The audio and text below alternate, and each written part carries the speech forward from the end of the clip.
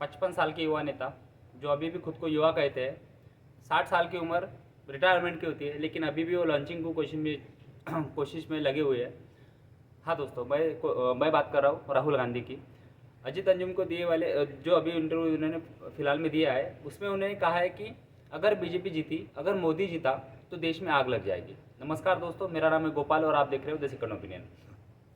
आज हम राहुल गांधी या कांग्रेस की विचारधारा, इसके बारे में मैं आपसे बात करना चाहूँगा कि कांग्रेस की विचारधारा क्या है और कांग्रेस किस तरह से देश को दो टुकड़े में बांटना चाहती है, किस तरह से लोगों को जाति जाति में बांटना चाहती है, किस तरह से लोगों को एक धर्म को ऊंचा दिखा के दूसरे धर्म को नीचा दिखाने का काम कांग्रेस ने हमेशा किया है। इसके बारे में हम आज बात करेंगे। मैं कुछ नोट्स बना के लाया हूँ मित्रों, क्योंकि बहुत सारी बात क्या होता है ना, बोलने के मतलब बात करते हुए फ्लो में बहुत सारे पॉइंट्स आदमी भूल जाता है, तो इसलिए नोट्स बनाने की ज़रूरत पड़ती है और नोट्स बनाना इंपॉर्टेंट भी होता है। तो सबसे पहले आज हम उस इंटरव्यू के बारे में बात करेंगे जिसमें अजीत अंजुम को राहुल गांधी ने कहा कि अगर मोदी जीता तो पूरे देश में आग लग जाएगी। ऐसे 120 ऑर्गेनाइजेशंस रेडी है जो इलेक्शन के बाद सुप्रीम कोर्ट में जाएंगी भागते भागते और बोलेंगे कि इलेक्शन निरस्त कर दो, ये इलेक्शन में धांधली हुई है और बैलेट पेपर से इलेक्शन करवाइए। तो दोस्तों, ये जो मोहब्बत की दुकान भारत जोड़ो यात्रा पे निकले थे और उन्हें पूरे भारत में कहीं नफरत नहीं दिखी, हर जगह पे मोहब्बत की दुकान खुली, वो देश में आग लगाने की बातें राहुल गांधी कर रहे हैं न। अभी कांग्रेस और आग लगाने की बातें या फिर आग लगाने की जो सिलसिला है वो नया नहीं है दोस्तों। सिख दंगल जो हुई है, सिख राइट्स जो है, हज़ारों सिख भाई हमारे मारे गए, लेकिन आज तक उन्हें न्याय नहीं मिला कांग्रेस के रीजन में। तो कांग्रेस और आग लगाने की बातें कुछ नई नहीं है दोस्तों। तो आज हम बात करेंगे कि जैसे कि मैंने आपको इससे पहले भी कहा है कि बीजेपी 310 प्लस माइनस 10 मतलब 320 के लगभग बीजेपी सीट जीतने वाली है। आप कितना भी नैरेटिव सुन लो, आपको 1 तारीख तक हर चैनल पे अलग अलग नैरेटिव दिखेंगे कि बीजेपी हार रही है। जो सलीम जावेद, योगेंद्र यादव जो आजकल सेफोलॉजिस्ट बने बैठे हुए, जिनका आज तक एक भी ओपिनियन पोल या फिर एग्जिट पोल या फिर एक भी विश्लेषण या फिर एक भी उनका अंदाज सटीक निकला नहीं है, हर अंदाज उनका गलत निकला है, वो फिर भी खुद को सेफोलॉजिस्ट बोलते हैं। चलो ठीक है, अपनी अपनी ओपिनियन होता है, अपने अपने राय होती है, खुद को क्या लोगों के सामने दिखाना। लेकिन उन्होंने कहा है कि बीजेपी 240 पे आएगी, 230 पे आएगी, 260 पे आएगी, 140 पे आएगी, लेकिन ऐसा कुछ होने वाला नहीं है दोस्तों। बीजेपी अराउंड 325 सीट्स मतलब 320 लगभग 320 सीटें जीतने वाली है। तो आज हम देखेंगे। अब दोस्तों, उससे पहले मैं बताना चाहता हूँ कि कुछ कुछ बातें है ना हवा में नहीं की जाती। एक एसी के कैबिन में बैठ के आप पूरे देश के बारे में क्या चल रहा है, देश के बारे में लोग क्या सोच रहे हैं, इसके बारे में आप प्रेडिक्ट नहीं कर सकते हो। आप सिर्फ नैरेटिव चला सकते हो, फेक प्रोपेगेंडा चला सकते हो, लेकिन लोगों के मन में क्या है जब आप लोगों से मिलोगे, वो भी आम आदमी से मिलोगे, तभी आपको पता चलेगा। During this Lok Sabha election I have been to 4 state. मैं 4 स्टेट में घुमा हूँ, उत्तर प्रदेश, मध्य प्रदेश, महाराष्ट्र जहाँ से मैं आता हूँ, मध्य प्रदेश जहाँ पे मैं अभी फ़िलहाल जॉब करता हूँ, डेटा एनालिस्ट, उसके बाद रिसर्च एनालिस्ट। उत्तर प्रदेश में 8 दिन था और उसके बाद आई वेंट टू तमिलनाडु में के अन्ना मलाई का जिस तरह से प्रसार प्रचार चल रहा है, जिस तरह से वो बीजेपी पार्टी को बढ़ा रहे हैं, so I am a big fan of him. तो I have been to Tamil Nadu for around 4 days. So जब लोगों से मिला तो वह किसी पार्टी के कार्यकर्ता से मिला नहीं, वहाँ के आम लोग, फ्रूट बेचने वाले, सब्जी बेचने वाले, चाय बेचने वाले या फिर नाई की दुकान वाले। याद रखना दोस्तों, नाई की दुकान वाले और चाय बेचने वाले, यहाँ पे आपको ऑथेंटिक इन्फॉर्मेशन मिलेगी। वहाँ पे हर तरह के, हर पार्टी को सपोर्ट करने वाले लोग आपको मिलेंगे, हर तरह की बातें आपको बताएंगे। लेकिन मैं 4 स्टेट पे घूमा मित्रांनो, एक अकेले इंसान हर स्टेट में जाके हर कंस्टिट्यूंसी सीट पे जाना इम्पॉसिबल है। तो एक पल्स जो बोलते कि हवा का रुख कहाँ बह रहा है, वो समझने की कोशिश मैंने की और उससे मेरा विश्लेषण जो है या फिर आकलन है आपके सामने प्रस्तुत करने की मैं कोशिश करता हूँ। ये कितना सटीक बैठेगा, कितना झूठ बैठेगा या फिर कितना सच होगा या कितना झूठ होगा, ये 4 तारीख या 4 जून को तो हमारे सामने आ ही जाएगा। अगर मेरा विश्लेषण सही होता है तो आप मेरा मतलब अप्रिशिएट कर सकते हो कमेंट में। अगर झूठ मतलब नहीं निकलता है या झूठ होता है तो फिर सबके सामने अपोलॉजी करने के लिए मुझे कुछ शर्म नहीं, आपके सामने माफ़ी मांगूंगा और मेहनत करूंगा और ज़्यादा लोगों को जानने की कोशिश करूंगा। तो चलो दोस्तों, हम स्टेप बाय स्टेप देखते हैं कि बीजेपी कहाँ अच्छा कर रही है और कहाँ पे बीजेपी की सीट्स कम होने के चांसेस है। तो हम आज ऐसे सीटों के बारे में बात करेंगे, ऐसे स्टेट के बारे में बात करेंगे जहाँ पे बीजेपी का परफॉर्मेंस पिछले बार से अच्छा होने वाला है। तो उसमें पहला स्टेट है तमिलनाडु। अभी आपको पता है तमिलनाडु में दोस्तों नेशनली कोई भी नेशनल पार्टी का वर्चस्व वहाँ पे 1967 में जब कांग्रेस हारी, उसके बाद कोई भी नेशनल पार्टी वहाँ पे पावर में नहीं आ पाई। कांग्रेस तो वहाँ पे ख़त्म ही, मतलब डिसमिनेट ही हो गई। उसके बाद सिर्फ कभी AIDMK कभी DMK पे पीठ पे बैठ के ही कांग्रेस चुनाव लड़ती है। इस बार भी डीएमके ने 8 सीट कांग्रेस को दी है, वही सीट कांग्रेस लड़ रही है और उसमें से जो भी 3 4 5 जीतेगी उतनी जीतेगी, बाकी खुद से जीतने की कोई भी प्रोबेबिलिटी नहीं है। लेकिन एक IPS officer, retired IPS officer, मतलब जिन्होंने ऑब्वियसली अर्ली रिटायरमेंट ले ली, के अन्नामलाई बीजेपी के प्रेसिडेंट बनते हैं। उसके बाद से जो बीजेपी के प्रचार में बोलो या बीजेपी पार्टी में बोलो कि बीजेपी कार्यकर्ता में जो उभार आया है दोस्तों, वो मतलब सिग्निफिकेंट जिसे बोलते हैं कि नोटिसेबल, कि आप देख सकते हो कि यार नहीं, बीजेपी सच में तमिलनाडु में अच्छा करने जा रही है। जब मैं तमिलनाडु में गया तो लोगों के बीच में जो हुजूम, जो अन्नामलाई के लिए सड़कों पे आ रहा था, जिस तरह से अन्नामलाई के लिए प्यार वो लोग दिखा रहे थे, उससे समझ में आता है कि Annamalai has made a significant impact among the Tamil Nadu people. तो तमिलनाडु पीपल के अंदर लोग, उसने सिग्निफिकेंट इम्पैक्ट डाला। एक तो होशियार लोग, मतलब एक तो यूथ में उनकी बहुत ज़्यादा पॉपुलरिटी है, because he is ex IPS officer, then he also IIM, तो he is a well educated person. एक गरीब किसान फार्मर से आते हैं, गोंडर समाज से आते हैं, जहाँ पे गोंडर समाज की पॉपुलेशन अराउंड 12% है। तो एक जहाँ पे एक डोमिनेंट कास्ट आती है गोंडर, वहाँ से वो बिलोंग करते हैं। ऊपर से एक वेल एजुकेटेड है, एकदम क्लियरिटी ऑफ माइंड के साथ चलते हैं, ग्राउंड पे उतर के काम करते हैं, लोगों के बीच में जाते हैं और लोगों को जिस तरह से वो अटैच करते हैं खुद को, लोगों को जिस तरह से मतलब एम्पथाइज करते हैं, वो मतलब अनबिलीवेबल है दोस्तों। आप अगर वहाँ पे उनकी पॉपुलैरिटी देखोगे, it is on the peak.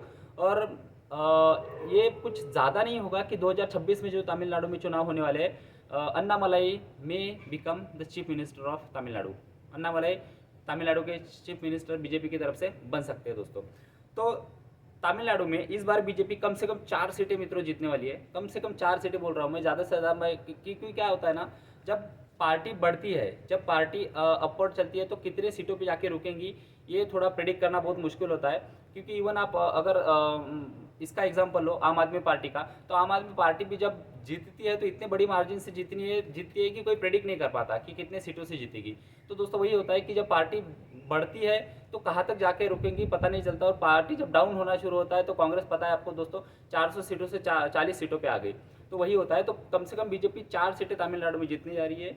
उसके नाम है कोयम्बटूर, जहाँ से खुद अन्नामलाई चुनाव लड़ रहे हैं। वो दूसरी है वेल्लोर, आपने सुना होगा VIT, जो वेल्लोर इंस्टीट्यूट ऑफ टेक्नोलॉजी है, एक नामंद कॉलेज वहाँ पे है, वो वेल्लोर भी सीट बीजेपी जीत सकती है। उसके बाद कन्याकुमारी और उसके बाद तिरुनेलवेली। तो ये 4 सीटें मित्रों बीजेपी अच्छी खासी टफ फाइट दे रही है, और हाई प्रोबेबिलिटी है कि बीजेपी ये 4 सीटें जीते।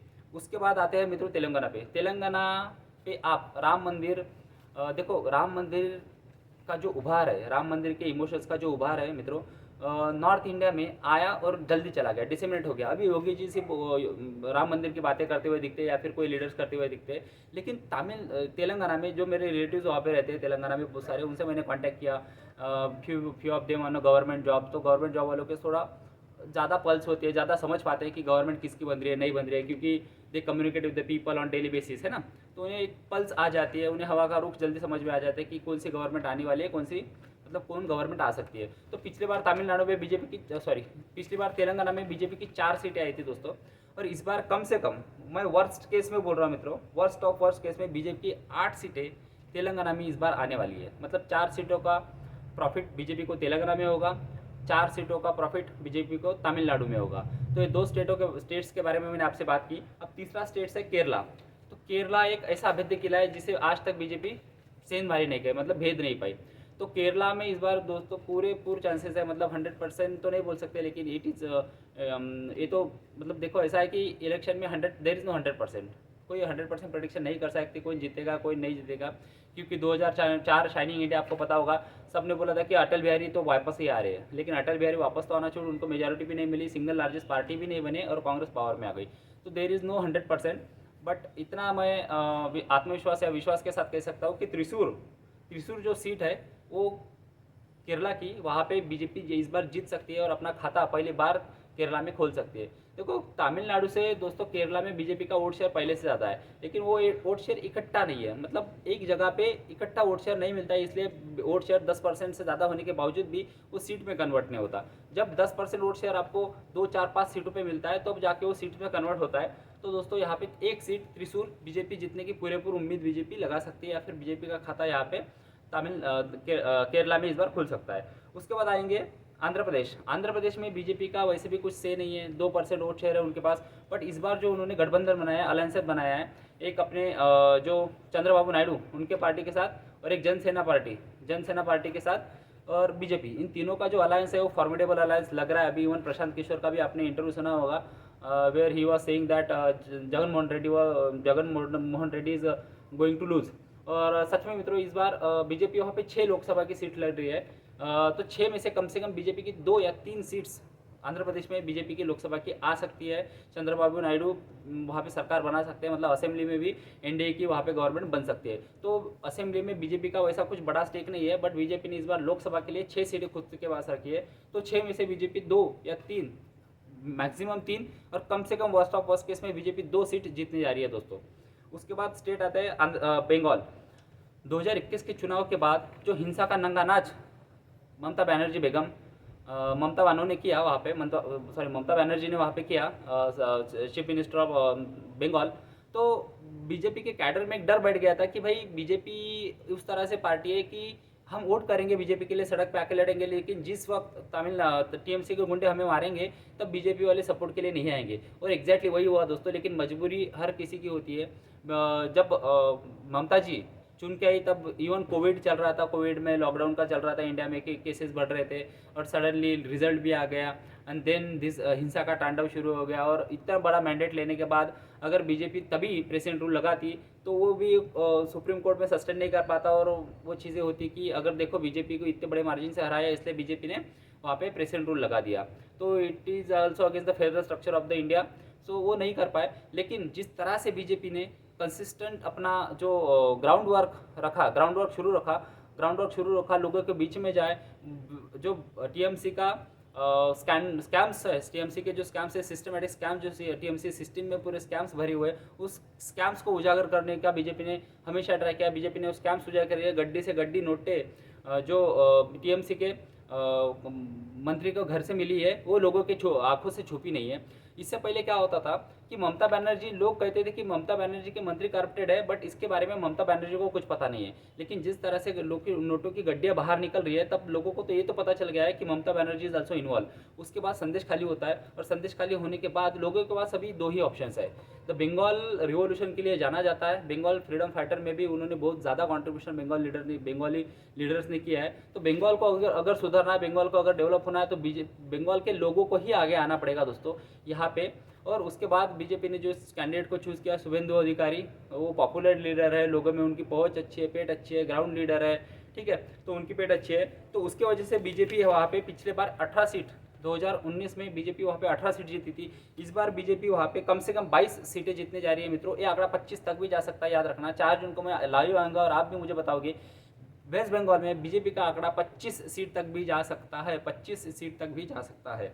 उसके बाद दोस्तों, हाँ, और एक फैक्ट, खामोश, शत्रुघ्न सिन्हा आसनसोल से लड़ रहे हैं। शत्रुघ्न सिन्हा आसनसोल से लड़ रहे हैं, और वहाँ पे बिहारी जो है, मतलब बिहार से आने वाले मजदूर या बिहारी लोग वहाँ पे अच्छी खासी मात्रा में, लगभग 40-50 हज़ार बिहारी लोग वहाँ पे रहते हैं।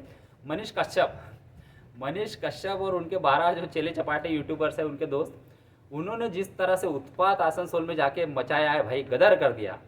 तो शत्रुघ्न सिन्हा अच्छे खासे मार्जिन के साथ हारने जा रहे हैं दोस्तों। शत्रुघ्न सिन्हा आसनसोल से अच्छे खासे मार्जिन के साथ हारने जा रहे हैं। मनीष कश्यप ने जिस तरह सा मतलब उन्माद वहाँ पे मचाया है अपने यूट्यूबर दोस्तों के साथ, वो देखने लायक था। वीडियो कभी देखना किस तरह से उन्होंने उस चीज़ को उजागर किया है। Shatrughan Sinha is going to lose in Asansol with a significant margin. Then उसके बाद आते हैं हम ओडिशा पे आपको पता है दोस्तों, पिछले बार बीजेपी 8 सीटें जीती थी, और इस बार बीजेपी कम से कम वहाँ पे 12 सीटें जीतने के कंडीशन में है। क्योंकि जिस तरह से हेल्थ है अपने नवीन पटनायक जी की हेल्थ, नवीन पटनायक की दिन ब दिन मतलब उसके हल्दे की और वीक होती चली जा रही है। उनको 2 आदमी लगते हैं कम से कम पकड़ के लिए स्पीच देने को। और जो AK पांडेयन थे, उनके प्रिंसिपल सेक्रेटरी, उनके ऊपर भी इल्ज़ाम लगाया जा रहा है कि उन्होंने मतलब वो टेक ओवर करना चाहते, एक आउटसाइडर ओडिया के बाहर वाला आदमी चीफ मिनिस्टर बनेगा, या फिर ही is a de facto chief minister. जो प्रधानमंत्री जी ने भी अभी रिसेंटली क्रिटिसाइज़ किया है कि कुछ गड़बड़ है, हेल्थ के साथ खिलवाड़ हो रही है, और जिस तरह से अलग अलग पॉइंट्स बाहर निकल के आ रहे हैं। तो बीजेपी वहाँ पे लोकसभा में तो सिंगल लार्जेस्ट पार्टी बनेगी मित्रों, बट विधानसभा में भी सरकार अगर बनाए तो आप आश्चर्यचकित मत होना। बट मैं ये सोचता हूँ कि लास्ट इलेक्शन है नवीन बाबू का, तो लोग थोड़े से उनके तरफ सिंपथाइज होंगे और लोग उनको चूज भी कर सकते हैं। बट विधानसभा के लिए तो विधानसभा में उनकी मे भी गवर्नमेंट बन जाए, बट लोकसभा में BJP will be the single largest party इन ओडिशा, तो वहाँ पे भी गेन होने जा रहा है। उसके बाद यूपी। अभी यूपी में दोस्तों पिछले बार आप बताता हूँ जिसे फॉर्मेडेबल गठबंधन कहा गया था कि अर्थमेटिक, इससे बेहतर अर्थमेटिक या इससे बेहतर बीजेपी को टफ फाइट कहीं नहीं मिल सकती इंडिया में। बसपा जिसकी खुद की वोट बैंक है 16%, जिसका मायावती का वर्स्ट केस में भी 16% उनके पास मतदान होता है, मतलब मतदार होता है, वोट परसेंटेज होता है। उसके बाद अखिलेश यादव, उनके पास मुस्लिम और यादव, मतलब 19% मुस्लिम, 16% हो गए 35% दोस्तों। उसके बाद यादव 12%, 35 और 12, this is around 47%। OP Rajbhar उनके साथ थे, उनका 4-5% पकड़ लो। आरएलडी उनके साथ थी, मतलब अराउंड 50% वोट होने के बावजूद 2019 में जिस तरह से बीजेपी जीती दोस्तों, 64 सीट्स बीजेपी और एनडीए गठबंधन की आई। तो योगेंद्र यादव ये जो गली गली में घूम रहा है भू भू भू करते हुए, ये राहुल गांधी के भरोसे, मोहम्मद की दुकान अजय अंजुम के भरोसे, ये जो बता रहे कि यूपी में इस बार बीजेपी 40 सीट भी नहीं आ रही है, भाई कैसे आप 40 के नीचे लेके जाओगे? थोड़ा लॉजिकल बताइए। पिछली बार बसपा, सपा, सुभाषपा, आरएलडी एक होने के बावजूद आप बीजेपी को 62 सीट्स बीजेपी ने लाए, बीजेपी का आप सिग्निफिकेंटली डैमेज नहीं कर पाए। तो इस बार आपसे आरएलडी दूर है, तो पश्चिम उत्तर प्रदेश में आपका कुछ नहीं है, सफाया होने वाला है। इस बार सुभाषपा पूर्वांचल के सीट पे बीजेपी के साथ है, तो निषाद पार्टी बीजेपी के साथ है। तो पूर्वांचल में, हर पूर्वांचल के सीट पे विधानसभा में भी देखना आप, ज़्यादा नुकसान अगर बीजेपी को कोई हुआ तो वो पूर्वांचल के एरिया में हुआ है। तो हर सभा विधानसभा क्षेत्र में ओपी राजभर के समुदाय के, राजभर समाज के 20,000, 25,000, 30,000 वोट है। अभी ना अखिलेश के पास ओपी राजभर है, ना बसपा है, ना आरएलडी है, ना कोई है, ना पल्लवी पटेल है, तो कैसे जीतेगी? तो सपा की 5 सीटें जो उनकी परंपरागत 5 सीटें, वही 5 सीटें आए तो नौबत है, उससे ज़्यादा सपा की आने वाली नहीं है। और इस बार बसपा फिर से 1, 2 या 3 में समेट सकती है। BJP is going to win around 70 seats, मैं तो बोल रहा हूँ 73 तक जाएंगी। बट ऑन सेफर साइड मैं बीजेपी को यूपी में 70 सीटें दे रहा हूँ दोस्तों, एनडीए गठबंधन के साथ 70 सीटें। और एक जो हाई वोल्टेज सीट जिसे बोलते हैं कि आजमगढ़ की सीट पे निरुवा ने जिस तरह से इलेक्शन लड़ा है भाई साहब, कमाल है उस बंदे की। मतलब आजमगढ़ में मुस्लिम पॉपुलेशन बहुत ज़्यादा है, वहाँ पे मायावती का भी अराउंड 2,83,000 वोट है, दलित वोट। लेकिन दलित वोटों के बीच में जिस तरह से मैसेजिंग करने में निरुवा सक्सेसफुल हुए, उन्होंने वहाँ पे सक्सेसफुली मैसेज किया है कि भाई अगर मैं नहीं आया तो अखिलेश यादव के रिलेटिव्स आ जाएंगे, then you will have to suffer, आपके साथ ये होगा। अभी मैं आऊँगा तो डबल इंजन की सरकार है, आपको सारी योजनाएं दूंगा। तो ये मैसेज सक्सेसफुल पहुँचा है कि नहीं पहुँचा, ये 4 जून को हमें समझेगा। बट निरुवा ने एक अच्छी खासी फाइट वहाँ पे दी है आजमगढ़ में। उसके बाद आते हैं दोस्तों, 1 सेकंड, हाँ, now will discuss the states where BJP की माइट हैव अ लॉस। ठीक है, बीजेपी ऐसे स्टेट्स के बारे में जहाँ पे बीजेपी कुछ सीटें अपनी गवा सकती है, जैसा नॉर्थ वेस्ट स्टेट के बारे में बोला जा रहा है कि राजस्थान। हाँ दोस्तों, राजस्थान में बीजेपी को इस बार कम से कम 3 या 4 सीटों का लॉस हो सकता है। बीजेपी में लूज 3 और 4 सीट्स। लास्ट टाइम बीजेपी 25 में से 25 सीटें जीती थी, क्लीन स्वीप किया था। लेकिन जो इंटरनल पॉलिटिक्स बीजेपी के, ऊपर से रानी जी का अलग ही स्वैग है, तो इंटरनल कॉन्फ्लिक्ट की वजह से बीजेपी 3 या 4 सीट लूज कर सकती है। तो बीजेपी में है loss of 3 to 4 seats in Rajasthan. उसके बाद महाराष्ट्र दोस्तों, तो महाराष्ट्र में मैंने आपको कल ही वीडियो बनाया, तो महाराष्ट्र में बीजेपी और एनडीए गठबंधन जो है is going to win around 32 seats, 32 +-2, तो 34 भी हो सकता है, 30 भी हो सकता है। और बीजेपी को सिग्निफिकेंट लॉस नहीं होगा, क्योंकि बीजेपी इस बार 28 सीटों पर लड़ रही है। पिछले बार बीजेपी 23 सीटें जीती थी, 25 सीटें लड़ के, तो इस बार 28 सीटों पे लड़ रही है। तो 28 में से 5 अगर हार भी जाती है तो 23 सीटें बीजेपी की आएगी। या फिर पकड़ लो, चलो 28 में से 8 सीटें बीजेपी हार जाए, लेकिन 20 सीटें बीजेपी की आने वाली है। तो there is a significant loss in terms of NDA account, but there is no significant loss in terms of BJP account. तो महाराष्ट्र में बीजेपी की कम से कम 20 सीटें तो अपने से आएगी। मैं तो बोल रहा हूँ 23 या 24 आएगी, बट कम से कम भी 20 पकड़ ले तो 3-4 सीट का लॉस बीजेपी को यहाँ पे भी हो रहा है। बिहार में भी बीजेपी की पिछली बार 17 सीटें आई थी और एनडीए गठबंधन की वहाँ पे 39 सीट्स आई थी। इस बार दोस्तों लॉस हो रहा है, जेडीयू की 3 या 4 सीटें जेडीयू हार सकती है, और बीजेपी भी 1 या 2 सीट पे बहुत टफ फाइट पे अटकी हुई है। तो बीजेपी की यहाँ पे भी 2 सीट का लॉस बीजेपी को हो सकता है। बाकी जो स्टेट है वहाँ पे दोस्तों लॉस के कोई चांसेस नहीं है, ऐसा कुछ हुआ नहीं है कि वहाँ पे एक सिग्निफिकेंट प्रोपोर्शन में बीजेपी को मटेरियलिस्टिक लॉस हो सके। That is why it is very difficult to defeat BJP in 2024 and BJP is coming to power with significant majority. पिछले बार से ज़्यादा मेजोरिटी में आएगी, लेकिन मैं बोल रहा हूँ 310 ±10 तो 320 या 300 सीटों तो बीजेपी की कम से कम आने वाली है दोस्तों। सो बीजेपी मोदी 3.0 इज, उसको क्या बोलते हैं अपन, अपलोडिंग, है ना। तो yes, then we will talk about the narratives that are, एक न्यूमर्स और नैरेटिव्स सोशल मीडिया में बनाए जा रहे हैं। योगेंद्र यादव जो झूठ की दुकान है ना, योगेंद्र यादव क्या कर रहे हैं, Yogendra Yadav want to change the narrative among the people. अगर लोगों को अगर ये बताया कि यार आपका कैंडिडेट तो हार रहा है, बीजेपी तो हार रही है, तो जो बीजेपी के कैंडिडेट्स है या सॉरी बीजेपी की जो वोट्स है, वोटर्स है, उन्हें लगे कि यार हम वोट करें तो भी फायदा नहीं क्योंकि बीजेपी हारने वाली है। और कहावत है ना कि पैसे लगाना है तो जीतने वाले घोड़े पे लगाओ। तो योगेंद्र यादव कांग्रेस को वो जीतने वाला घोड़ा लोगों के नज़र में दिखाना चाहते हैं कि भाई आपको अगर वोट डालना है तो जीतने वाली पार्टी को जिताओ, जीतने वाले पार्टी के लिए वोट डालो, हारने वाली पार्टी के लिए क्यों डाल रहे। लेकिन दोस्तों इतिहास गवाह है, आप देख लेना, योगेंद्र यादव उर्फ जावेद सलीम भाई साहब का एक भी सेफोलॉजी का अंदाज जो है वो कभी सक्सेसफुल नहीं हुआ, एक भी सटीक बैठा नहीं है। कभी खुद को जेएनयू के प्रोफेसर बताते हैं, कभी एक्टिविस्ट बताते हैं, कभी किसी आंदोलन में चले जाते हैं, कभी फार्मर प्रोटेस्ट में चले जाते हैं, कभी आम आदमी पार्टी से लात मार के बाहर निकाला तो फिर सोनिया गांधी के पास गए, सोनिया गांधी जी ने लात मार के बाहर निकाला तो कांग्रेस की मर जाने की बात की। अब अखिलेश के लिए फार्मर प्रोटेस्ट के दौरान अखिलेश के लिए पिच तैयार की। Now he is again